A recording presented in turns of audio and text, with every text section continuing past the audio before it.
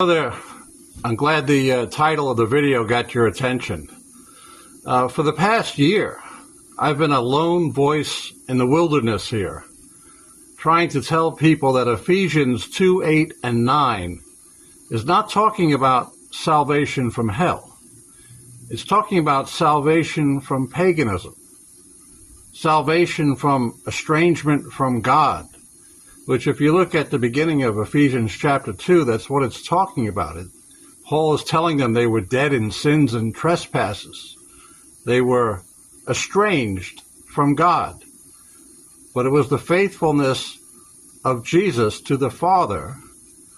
That is what rescued them. That is what delivered them from a life of misery, of being estranged from God. Nowhere in Ephesians and Paul's letter to the Ephesians, nowhere is there a discussion of Judgment Day and heaven and hell. It's just not there.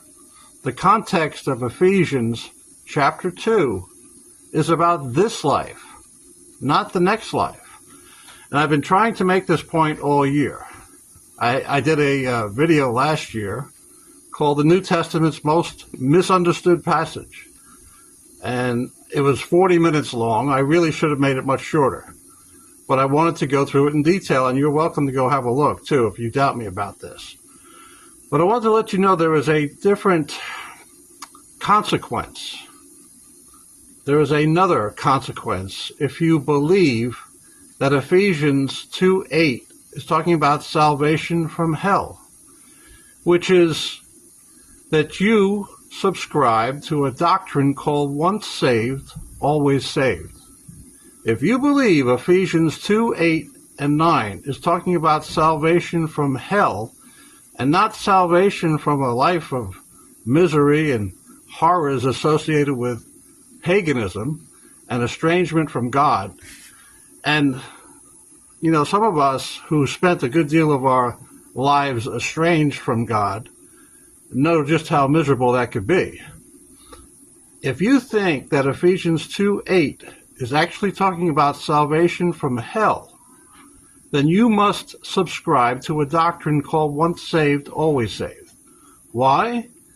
Because the Koine verb that gets translated saved, which could have also been translated rescued or delivered, but that Koine verb, which uses this trigger word, saved, gets translated into the English spin word called saved.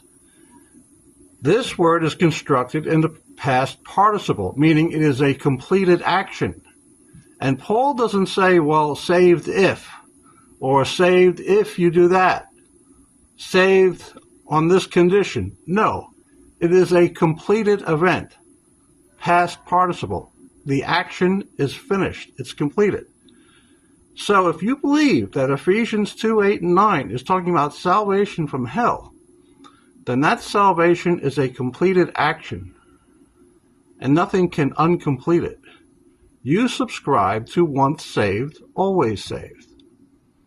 So I want to say this again. If you think Ephesians 2, 8, and 9 is talking about salvation from hell, and not just salvation from estrangement from God, then you subscribed to a dangerous heresy known as once saved, always saved. And once saved, always saved is a subspecies of free grace.